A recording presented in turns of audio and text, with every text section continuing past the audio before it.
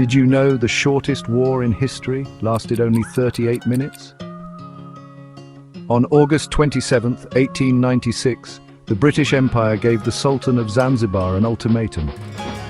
When he refused to surrender, British warships opened fire. Within 38 minutes, the Sultan's palace was destroyed and the war was over. It was the fastest military victory ever recorded.